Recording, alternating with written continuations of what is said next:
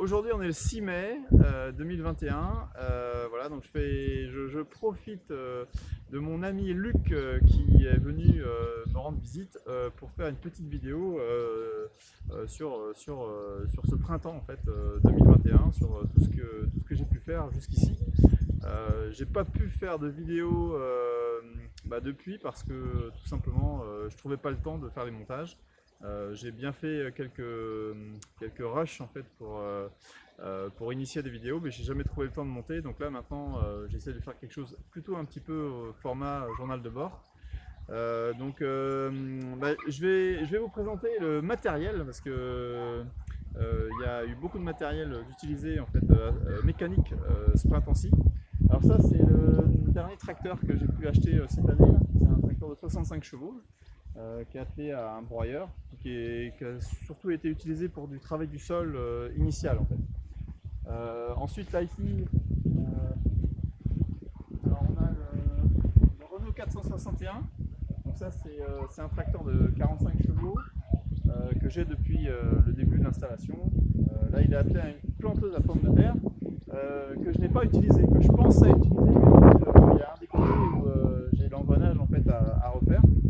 Et puis juste à côté, il y a le petit Massey Ferguson, un Massey 135. Voilà. Donc là, il a toujours été attelé à la benne là, depuis ce printemps, depuis cet hiver. Alors ensuite de l'autre côté, voilà. On continue. Ouais, on continue.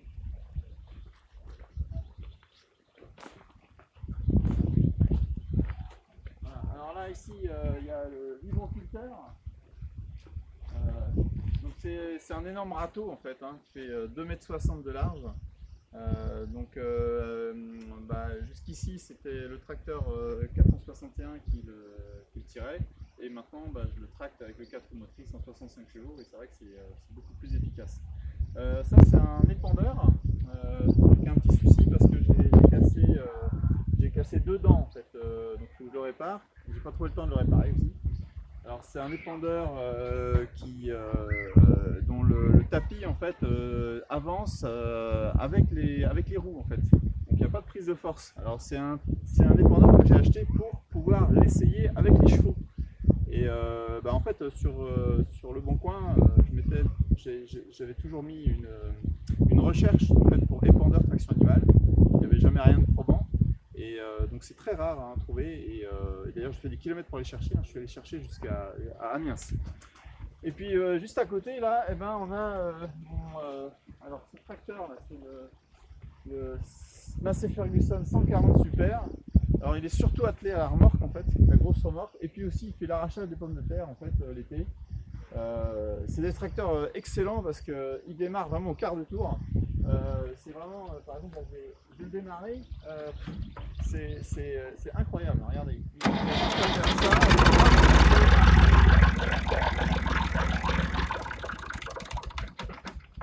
Alors je dis que c'est incroyable parce que c'est pas forcément le cas de tous les tracteurs, et notamment les tracteurs Renault sont peut-être parfois un petit peu plus capricieux, en particulier l'autre là. Alors j'ai un deuxième 461 donc qui est lui en voie large. Alors voie large, c'est le standard des maraîchers, donc c'est un standard où les roues en fait sont espacées de 1,80 m, et ça permet en fait d'enjamber des planches qui font 1,40 m. Et là on peut voir le cultirato, c'est l'outil de base des maraîchers. Alors le cultirato il comporte une fraise, voilà, une fraise comme un motoculteur en fait, et par contre à l'arrière il y a un rouleau avec des petites dents. C'est une espèce de rouleau émietteur, et ça fait un travail extrêmement propre, hein. En un passage, après on n'a plus qu'à passer avec le semoir, et c'est vraiment très chouette. Alors après le défaut de cet outil, c'est que c'est un outil qui a tendance à frapper le sol très très vite, et donc à déstructurer le sol. C'est un peu le défaut. Alors après il ne faut pas s'en servir beaucoup, il faut s'en servir juste avant de semer, et il ne faut pas s'en servir de façon systématique. Et puis après moi j'ai observé quand même que quand on s'en sert pour des semis en période sèche, comme c'est ici, hein, souvent le cas, hein. Moi je me sers du cultirato principalement au printemps, et puis bon, au mois de juin, avant de semer les carottes, c'est le seul moment où je l'utilise. En général je m'en sers en fait quand il fait sec, Et du coup, il n'y a pas trop de vers de terre et je ne suis pas trop agressif vis-à-vis du sol. Je ne pense pas que ce soit trop négatif à utiliser. Donc ça, voilà. Alors après, on va... bon, voilà, il y a plein de matériel en fait ici. Hein. C'est ça que là, c'est impressionnant, ils sont tous parqués là. Et puis ça, c'est un épandeur. Alors c'est un épandeur à... Bah, il n'y a rien dedans. En fait, c'est un épandeur à granulés. Voilà, c'est un épandeur à granulés. Et bah, vous voyez, il est conforme à l'usage avec le cheval. Hein. Il a des brancards. Voilà. Et puis alors, autre matériel très intéressant, vous allez voir juste à côté. Alors, c'est une pelleteuse. Waouh. Alors ça, c'est une grand-mère. C'est vraiment une grand-mère parce que je crois que c'est aussi vieux que les tracteurs. Je pense que c'est au moins 50 ans ce matériel-là. Donc il y a un tracteur qu'on met devant et la prise de force est reliée en fait à une pompe hydraulique. Et avec cette pompe hydraulique, on active cette pelle qui est bien l'équivalent d'une pelle de 5 tonnes. Alors là, elle n'est pas en état de marcher parce que j'avais un relais en fait que j'ai réparé, qu'il faut que je remonte. Mais bon, on voit que j'ai changé des tuyaux, tout ça. Enfin, c'est quand même opérationnel. Et puis l'autre problème qu'il y a aussi, c'est les roues. Les roues sont en mauvais état. Là, les roues sont à plat et puis il y a une perte de pression régulière. C'est très compliqué de trouver des moyeux dans ces dimensions-là. Donc, il faudra que je reprenne en fait la flasque de ces roues-là et que je réadapte les roues d'une autre remorque. Alors bon, c'est un chantier, mais ça c'est bien, c'est vraiment un bon appareil. Et comment dire, et puis j'ai une mini pelle maintenant, donc j'ai moins l'occasion de m'en servir.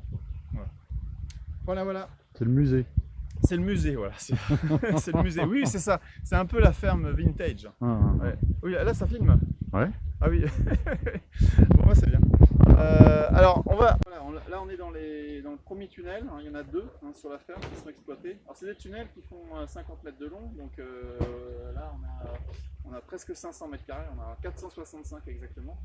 Là, au total, j'ai 900 mètres carrés sous abri. Alors là, ce qu'on peut voir ici, sur cette planche là, ici, ce sont les aubergines. Voilà, c'est les dernières d'ailleurs qui ont été installées ici. Enfin, c'est les dernières plantes qui ont été installées dans ce tunnel là. Donc vous voyez, c'est des toiles tissées qui sont utilisées partout. Donc sur les bords du tunnel, j'utilise des sacs plastiques avec du sable dedans. Et puis au milieu, pour qu'on ne soit pas trop gêné pour marcher, j'ai des plaques de craie, ou de marbre. De marbre, ouais, voilà. J'ai récupéré ça d'une terrasse en fait. Hein. C'est quelqu'un qui changeait c'est quelqu'un d'ailleurs, c'est mon père, c'est mes parents en fait qui changeaient leur terrasse. Et du coup, j'ai récupéré toutes ces plaques. Qui étaient un petit peu abîmées avec le temps, mais qui ici pouvaient faire très bien l'affaire. Et donc là, ici, il y a les courgettes. Hein. Donc on voit, on peut venir voir à quel stade on est. Quand on voit les plantes qui commencent à déborder en fait, presque sur le papier, sur le passe-pied, c'est qu'on va pas tarder à être au stade récolte. Et là, on voit les premières courgettes sont à ce stade-là. Donc là, il faut encore attendre une semaine pour commencer à en récolter et puis en avoir pour un peu tout le monde. Voilà, là on a des belles salades, les épinards. Alors vous voyez les épinards, un peu. J'ai fait d'autres vidéos juste avant les récoltes, mais c'est complètement incroyable. Hein. Là, les feuilles d'épinards, là, et puis, alors, avec la lumière, ça progresse. Je les ai déjà effeuillées, hein. J'en ai récupéré, je sais pas, sur une zone comme ça, j'ai récupéré 2 kg quoi. 2 kg par 2 kg à peu près, c'est vraiment impressionnant. Il y a les oignons nouveaux là, qui sont à un stade pas trop avancé. Tout ça a été implanté à peu près au même moment, hein, tout ça. Et ça, c'est des épinards aussi de la salade qui ont été implantés en semaine 6. Hein. Ça a été implanté en semaine 6 et ça a été implanté en semaine 11. Voilà. Et puis là, sur le bord, on a des choux brocolis qui vont pas tarder à émerger. En fait. Donc ça, c'est bien. Attends, on va aller voir les tomates. On va passer par là. On va pas traverser les planches. Tiens, tu peux l'arrêter. Ça tourne. Allez, donc là c'est le deuxième tunnel avec donc les tomates. Donc là sur le côté j'ai mis des tomates zébrées. Là c'est des tomates Paola avec le bout là du tunnel, c'est des tomates cerises. Et puis sur cette planche là il y a d'un côté des marmandes et de l'autre des cacao. Et puis là ici on a les concombres et des tomates roses de Berne. Voilà. Et vous avez Mathieu qui opère, c'est le salarié de la ferme que vous verrez de temps en temps. Hein, voilà. Ensuite, là sur la planche d'à côté, vous voyez, il y a les poivrons, voilà, qui ont été implantés en même temps que les aubergines la semaine dernière. En fait. Voilà. Donc bon, c'est un tunnel qui est très très productif hein, potentiellement. Voilà. Voilà, ok. Ok. Oui.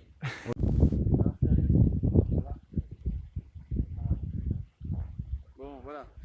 Oui, alors je voulais vous montrer quelque chose d'intéressant, c'est comment je gère le broyage des branches de tous les arbres que je coupe pendant l'automne. Donc là, j'en ai coupé pas mal ici. Là. Et en fait, ce que j'ai fait, c'est que je les ai mis en andin en fait, au sol. Et après, le tracteur qui est attelé au broyeur à marteau, eh ben, je passe dessus. Voilà, et ça fait ça. Et une fois que ça c'est fait, c'est-à-dire que j'avais un tas de branches gros comme ça avant. Maintenant, c'est au ras du sol, c'est émietté. Et ben après, je vais récupérer les morceaux de bois qui vont aller dans le poêle à bois. Et puis je vais récupérer les morceaux de bois qui iront après dans le broyeur. Mais le gros du boulot finalement est fait parce que le gros problème c'est quand on a des branches qui partent dans tous les sens. Et puis après pour les caler dans le broyeur c'est vraiment très compliqué. Donc par exemple des branches comme ça ou même ça là, je pourrais le mettre directement dans le broyeur et ce sera géré. Alors après c'est pas l'idéal parce qu'il a déjà séché. Ce serait mieux de le faire d'une façon enchaînée, quoi. C'est-à-dire on abat les arbres, on passe le broyeur très vite, puis après on sait où on les pend. Là j'ai fait ça pas forcément dans le bon sens, mais en tout cas ça limite le travail quand même pour avoir de la matière organique quoi, qu'on peut enfouir dans le sol. Voilà, alors tiens on peut regarder, ouais, ça c'est tu enfouis. Donc ouais, quand j'enfouis après, ouais. Alors ça c'est le gros chantier qui m'attend, qu'on a commencé déjà, c'est de mettre des câbles en fait pour pouvoir mettre le plastique. Et ça c'est un abri, c'est un tunnel en fait qui a pour fonction surtout d'abriter tout le matériel. Là, tous les tracteurs là, qui sont là dehors, qui vont rester dehors cet été on va dire. Les tracteurs étaient à l'abri en fait à la place des légumes pendant l'hiver, et c'est comme ça que je faisais depuis pas mal d'années, mais plus ça allait, puis moins j'avais de place sous abri. Donc là, je leur dédie cet abri, quoi. Mais bon, alors ça, c'est le gros point noir du maraîchage. C'est que, par exemple, là, on est sur quelque chose, on est sur un travail de structure à faire sur la ferme. Et il faudrait une semaine entière pour le faire, quoi. Il faudrait des jours entiers vraiment libres, disponibles pour réaliser ça. Et ces jours-là, j'ai du mal à les trouver. Je les trouve pas, quoi. Voilà, on est trop dans le travail continu de production, de gestion du vivant en fait, qui doit nous amener de l'argent frais via les légumes. Et tous ces travaux en fait, de long terme en fait, on a du mal à les faire. D'ailleurs, je peux presque en parler dans cette vidéo. C'est la grosse raison pour laquelle je vais arrêter la vente directe, en tout cas sur Saint-Nazaire, et puis même, je vais vraiment limiter beaucoup la vente directe pour les prochaines années. C'est pour retrouver du temps en fait pour mettre en ordre ma ferme, quoi. Parce que on se rend vraiment pas compte à quel point le maraîchage en fait c'est un travail continu. On a une pression en fait de mettre toujours des légumes frais à disposition des gens parce qu'on a peur de les perdre. Quand on met le doigt dans l'engrenage en fait, de la vente directe, on peut expliquer qu'on peut partir en vacances 2-3 semaines. Mais quand on le fait, on sait qu'il faut bien le préparer, et puis on sait souvent que les gens sont contents de nous revoir. Alors c'est très bien, mais en même temps, en fin de compte, moi je me rends compte que là ça fait 12 ans que je suis installé, et j'ai cette pression sur les épaules qui m'appuie de plus en plus. Et puis là au niveau famille, là j'ai pas le choix, là il faut absolument que je trouve du temps pour faire la maison, voilà, et puis finalement je pense que je gagnerais autant en me spécialisant, en faisant de la carotte, du panais sur 1 ou 2 hectares, ou même en rebâchant les serres et puis en faisant à fond, je sais pas, des épinards l'hiver, des radis, des cultures un peu spécialisées. Ça me rapportera peut-être autant finalement que d'être occupé tout le temps, toute l'année, quoi. Alors c'est un peu dommage pour mes clients en vente directe, Bon, après, il y en a beaucoup hein, qui m'ont lâché hein, sur ces années, donc je me dis aussi, bon, j'ai le droit aussi de penser à moi. Et puis même, je me rends compte, par exemple là, cette vidéo, YouTube, c'est intéressant. Enfin, c'est intéressant, ça m'intéresse, oui, c'est de transmettre. Et je me rends compte que là, c'est pareil, encore un printemps où j'ai le temps de faire quelques rushs de vidéos et j'ai pas le temps de faire les montages. Alors, ça va pas. Voilà, donc il y a un moment, il faut s'arrêter, quoi. Hein, et du coup, ça me permet de réfléchir à qu'est-ce que je vais faire les prochaines années. Et probablement que ce sera ce sera de la production plus spécialisée. Moi, je veux garder par contre le travail avec les chevaux, donc je veux garder des légumes en fait qui se travaillent, qui se binent avec le cheval. Ça, c'est quelque chose d'important. Et probablement que je gagnerai peut-être plus ma vie à former des gens pour l'attraction animale. Via YouTube si je suis très connu sur YouTube et puis si ça plaît. Et puis je pense que je gagnerai ma vie aussi tout simplement à être le plus autonome possible dans le fait de faire une grosse partie de ma maison, quoi. Voilà. C'est vrai qu'il y a beaucoup de gens des chaînes autonomes hein, qui me regardent et puis je les regarde aussi. Et c'est vrai que pour moi l'autonomie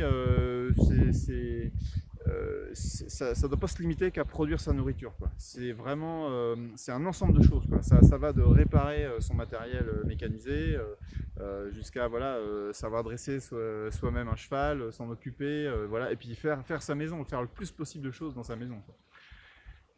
Donc voilà, c'est un petit monologue, voilà, comme il est courant d'en voir sur YouTube, mais au moins je suis sûr que ça a fait plaisir à tous les gens là, qui attendent en fait de voir des vidéos de ma part ici. Bon, on va avoir des points un peu plus spécifiques qui vont être très intéressants pour certains youtubeurs en particulier, mais que comme on se connaît tous, vous allez savoir de quoi il parle, de quoi il s'agit. Voilà. Allez, cette séquence, c'est encore un peu pour Antoine. Antoine qui aime le Japon.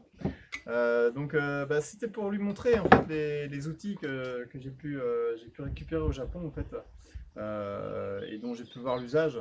Alors ça c'est l'outil que tu connais, tu l'as montré comment dire, dans tes vidéos. Donc ça c'est un outil effectivement qui fait pas mal d'heures de vol chez moi aussi hein, pour le désherbage des carottes. C'est vrai que les salariés, et puis même moi, on trouve que c'est plus pratique que tout ce qui est vendu par ici. Donc c'est vraiment un très bon outil.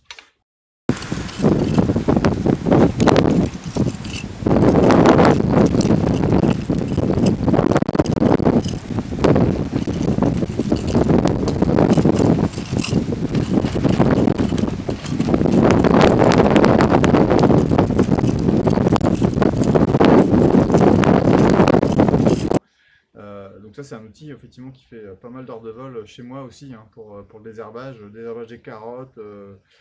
C'est vrai que les salariés et puis même moi on trouve que c'est plus pratique que tout ce qui est vendu par ici. Donc c'est vraiment un très bon outil. Puis un outil que tu connais pas, c'est ça. Voilà, ça je l'ai ramené du Japon. Est-ce que je l'ai ramené d'Okinawa ou est-ce que je l'ai ramené de Kyushu, je ne sais plus exactement. Mais toujours est-il que ça, c'est vraiment un outil très chouette parce qu'en fait, ça permet. Je m'en sers pour faire des semis en fait. C'est-à-dire que des semis en poké avec des haricots par exemple. Je mets mon outil comme ça sur la butte, donc qui est formé avec le cheval. Je fais mon petit trou. Je pose l'outil, mon trou, ça me permet de mettre mes graines, et puis je progresse comme ça. Et ce qui est bien, c'est que là, il y a la distance d'à peu près 40 cm, qui est très intéressante en fait entre deux poquets de haricots verts. Donc ça, c'est un très très bon outil, et je pense que pour un jardin, parce qu'en plus c'est tranchant sur le côté là, donc même pour désherber, c'est vraiment très très bien ça. Alors j'ai pas trouvé ça sur Amazon ou je sais pas qui vend ça. Mais si tu as l'occasion d'aller au Japon, t'en ramènes plein, hein, parce que c'est vraiment intéressant. Et puis ça, voilà, j'ai ramené ça aussi du Japon. Alors ça, c'est quoi alors je m'en sers pour récolter les choux-fleurs. Et c'est comment dire, c'est un couteau pour couper la canne à sucre. Voilà, j'ai ramené ça à Okinawa. Et c'est très tranchant ce bordel-là, hein, il faut faire attention. Alors c'est pareil, c'est des outils qui sont intéressants dans la mesure où ils coûtent vraiment pas très cher. Hein. Ces outils-là, je les avais payés 1500 yens, hein, 1500 yens, donc ça doit représenter 12 euros, quoi. 12 euros de nos euros à nous. Voilà, c'est vraiment c'est abordable et c'est très très solide. Alors voilà, ça c'est la partie outils japonais. Alors, il y a la partie plan aussi.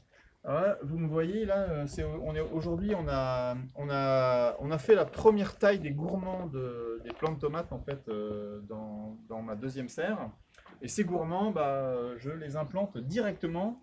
Vous voyez, c'est des gourmands. Je les ai directement installés dans de la terre mouillée, voilà, dans des plaques comme ça. Alors ça, c'est des tomates cerises. Donc dans la serre, il y a 40 pieds. Hein, et là, chaque plaque, il y a 60 alvéoles. Donc là, on a une centaine, on a presque une centaine de gourmands pour les seules tomates cerises. Et puis là, on est plus loin, là, on a toutes les tomates rouges Paola. Et donc à la base, j'avais 160 pieds de tomates Paola. Et puis au bout d'un mois, voilà, les premiers gourmands m'ont permis de remplir 720 alvéoles. Ça va être vraiment intéressant. Alors j'aime beaucoup faire ça parce que c'est toujours une série de tomates qui réussit mieux que la première. La première, souvent, elle végète un peu, finalement, elle a du mal à démarrer et puis elle s'épuise parce qu'elle n'a pas les bonnes conditions de démarrage. Et celle-là, elle aura des conditions bien meilleures et finalement, elle va produire des fruits de bien meilleure qualité. Alors, un peu moins longtemps, mais au niveau du rendement, on s'y retrouve largement. Et puis là, alors c'est vraiment chouette que tu sois passé, Luc, parce que voilà, alors, j'ai jamais fait ça. J'ai commandé mes graines le 30 avril, ouais, j'ai jamais fait aussi tard, quoi. Alors après, moi, c'est des graines surtout pour. Alors justement, on va voir un petit peu ce que j'ai reçu. Dans ces 3 paquets là, il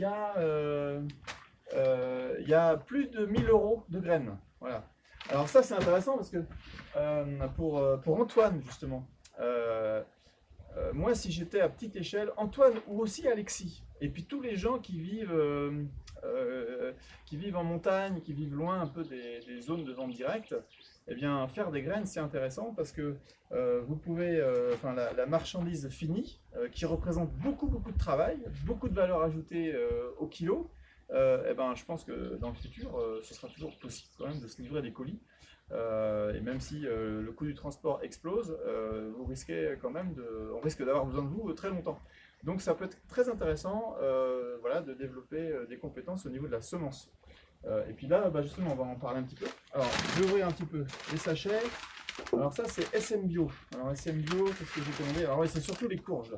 Il y a le panais aussi, il y a du panais, il y a du maïs. Il n'y a pas grand-chose de SM Bio. D'habitude, je commande un peu plus. Voilà. C'est surtout les courges.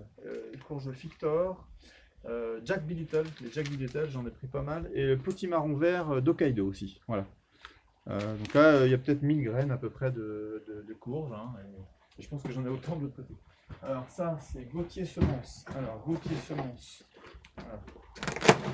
Alors, tout ça, j'ai commandé ça sur Internet. Hein, maintenant, c'est vrai qu'il y a 20 ans, il fallait remplir des bons de commande. Les catalogues papier étaient très importants. Aujourd'hui, tout se fait sur Internet. Donc, du coup, par exemple, pour quelqu'un comme Antoine, qui voudrait faire du micro, du nano maraîchage, pourquoi pas se spécialiser dans certaines semences qui représentent une grosse valeur ajoutée et qui peuvent être vendues assez facilement à des gens qui habitent loin. Alors ça, c'est les haricots Pongo. Voilà, ça c'est le haricot vert que je sème tout le temps. Voilà, c'est ça mon truc fétiche. Et alors, qu'est-ce que c'est que ça? Pongo encore, oui, j'ai commandé. Voilà, là il y a 5000, il y a 8000 graines là. Non, 7000, il y a 7000 graines. Voilà, 7000 graines de Pongo. Et j'en ai 1000 de l'année dernière, donc voilà, je vais faire ma saison avec 8000 graines, c'est bien. Et puis ça, alors ça c'est la première fois que j'achète à AgroSemences. Voilà, AgroSemences. Alors, je ne sais pas si le colis est complet. Alors, on va voir ça.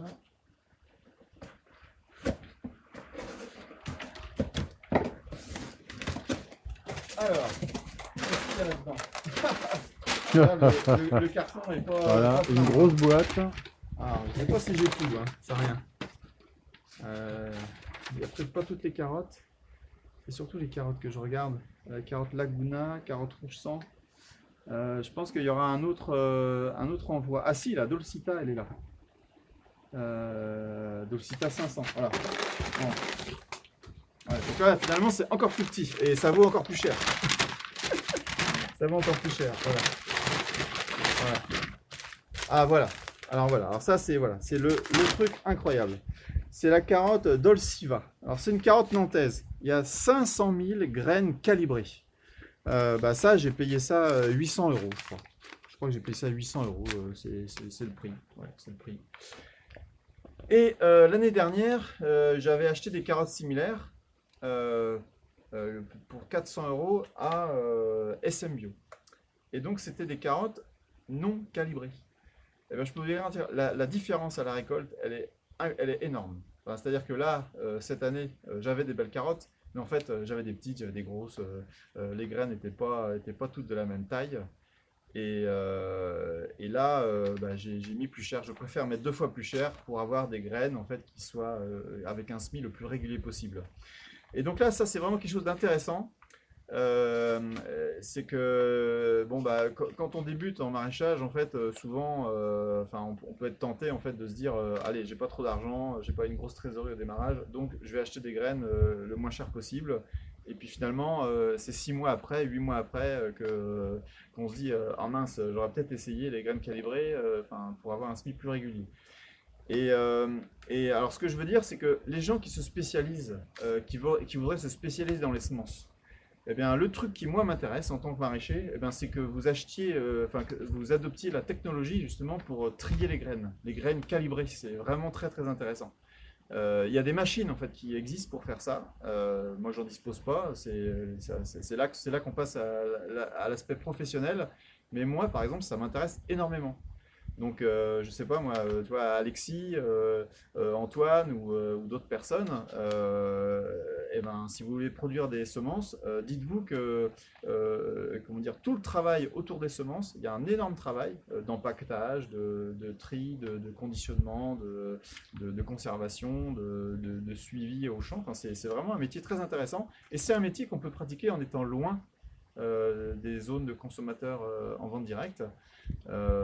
Et puis c'est un métier qui peut être intéressant aussi quand on est bon sur la communication, sur YouTube, sur Internet.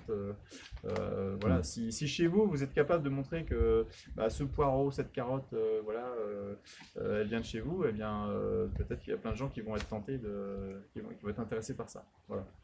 Voilà. Alors oui, alors attends, il y a les carottes. Ça c'est quoi ça? Ça c'est encore des carottes, mais il y en a un peu moins, il y a 100 000 graines. Donc là on est quand même sur... faut savoir quand même que là, il y a normalement 1 hectare de carottes, ça doit représenter 1 500 000 graines. Donc là il y a 500 000 graines, donc il y a déjà de quoi mettre 300 mètres carrés de carottes. Hein. Et puis là j'en ai encore 100 000. Donc là, je vais approcher le demi-hectare finalement. Voilà. Et en théorie, alors là, c'est ce que j'espère. Par exemple, c'est quelque chose que j'ai pas réussi à faire l'année dernière. C'est que sur 3000 m², on devrait sortir 20 tonnes, 30 tonnes de carottes. Et donc potentiellement avoir 40 000 ou 50 000 euros de chiffre d'affaires. Et c'est pas vraiment ce que j'ai observé. Moi j'étais plutôt sur des rendements de l'ordre de 20 tonnes hectares, c'est-à-dire que j'ai quand même peut-être sorti 10 tonnes, peut-être eu 20 000 euros de chiffre d'affaires, mais avec ça, peut-être que j'aurai le double. Voilà. Donc ça vaut le coup, au lieu de mettre 400 euros, de passer à 800, de passer sur la semence triée. Et alors, ah oui, dernière chose aussi. En fait, j'ai plein de choses à dire, mais bon, c'est intéressant. Alors voilà. De toute façon, vous me connaissez, moi, c'est des vidéos longues. Voilà. Hein, voilà. Ceux qui veulent pas suivre les vidéos longues, vous allez ailleurs. Voilà. Et comment dire alors, en fait, là où j'ai acheté mon épandeur, je l'ai acheté à Amiens, chez un maraîcher qui s'appelle Jérôme Parmentier. Voilà. Il a l'air super pointu. Alors, ses parents étaient dans le maraîchage. Et j'ai été estomaqué en fait du chiffre d'affaires qui pouvait sortir pour une personne en fait. Et c'est-à-dire que nous le standard ici c'est en gros un maraîcher il développe 50 000 euros de chiffre d'affaires et puis après quand il a un salarié on peut tabler sur 20 000, 30 000 euros de plus, hein, c'est même pas autant, c'est jamais autant. Et lui, il sortait sur 3 hectares, il sortait 80 000 € de chiffre d'affaires. Alors, attention, ça veut pas dire que le résultat a été bon pour autant, hein. Mais parce qu'il est en train de s'installer, enfin, il y a pas mal de charges, donc finalement, il court aussi beaucoup, quoi. Mais par contre, quand même, les échanges qu'on a avec lui, c'est vraiment très intéressant. Et lui, il m'a vraiment convaincu d'acheter des semences biodynamiques. Voilà. Donc des semences, alors normalement, c'en est. Alors est-ce que c'est marqué? C'est des semences biologiques, mais normalement, c'est des semences Déméter. Alors là, il y a Biocohérence, il y a EcoCert. Alors, je sais pas. Je sais pas. Moi, j'avais vu sur le catalogue que c'était cette variété-là qui était Déméter. Et donc lui, il sème ses carottes. Alors c'est de la terre de Marais en fait à Amiens. Il y a l'eau qui est pas très loin. Donc il irrigue pas. Et même quand bon, il y a le cagnard au mois de juin, et ben, il arrive quand même à faire lever ses carottes sans forcément arroser. Alors lui, il sème ses carottes au début, vraiment, il suit très précisément le calendrier lunaire de Thune, là, de Maria Thune, donc le calendrier biodynamique. Et donc quand c'est les jours racines, en fait, normalement les jours racines, ça représente un bloc de 5 jours. Et lui, il dit c'est hyper important le premier jour d'être prêt et de semer le premier jour. Et à la fin, le dernier jour, eh ben, il voit ses carottes lever, en fait. Donc très très vite, voilà. Voilà. Et donc, écoute, je vais essayer de m'inspirer de ça. Moi, j'arrose quand même. Il faut arroser. J'ai pas les mêmes conditions que lui, mais bon, je vais voir ce que ça donne. En tout cas,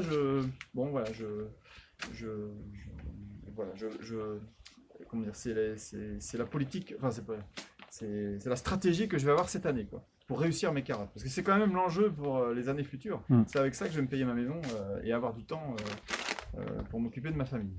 Voilà. C'est bon? C'est impeccable. Tourne. Allez, je finis la vidéo pour vous expliquer un petit peu une erreur à pas faire. Voilà. Alors, moi, j'aime beaucoup les produits Makita, parce que c'est japonais. Non, c'est pas parce que c'est japonais, mais c'est parce que, surtout, j'aime bien leur concept d'avoir une base commune autour d'un même socle de batterie. Donc là, je vous montre un des outils que j'ai, mais j'en ai plein d'autres en fait, que j'ai acheté au fur et à mesure des années, hein. Tous les ans, peut-être que j'achète un outil à 200, 300 €, et puis bon, quand ça fait 12 ans, quand je regarde tout ce que j'ai, ouais, bon, j'ai une sacrée panoplie. Donc j'ai toujours acheté du Makita au magasin, donc en payant le prix fort, ou des fois il y avait des promos, mais voilà, c'était la qualité d'origine, quoi, les batteries qualité d'origine. Et puis, c'est l'année dernière, je sais pas, au mois de novembre ou au mois d'octobre, j'ai acheté sur Wish, parce que vous savez, on voit beaucoup la publicité de ce e-commerce en fait sur Facebook ou, en tout cas, et puis moi, il m'alléchait en fait avec des outils justement Makita vraiment pas chers, quoi. Je me dis, oh, c'est quoi ce bazar? Bon, j'essaye, voilà, j'essaye. Alors, j'ai acheté des batteries. Alors, c'est pas écrit Makita dessus, donc c'est pas la qualité d'origine. Mais sur les 5 que j'ai achetés, alors c'est vrai qu'une batterie Makita comme ça vaut 100 € normalement, hein. C'est une 4 ampères-heure, ça vaut 100 €. Et les batteries que j'avais achetées sur Wish, c'était 30 € ou 40 € chaque batterie. Bon, sur les 5 que j'ai achetées, il y en a 2 en panne au bout de 8 cycles. Voilà.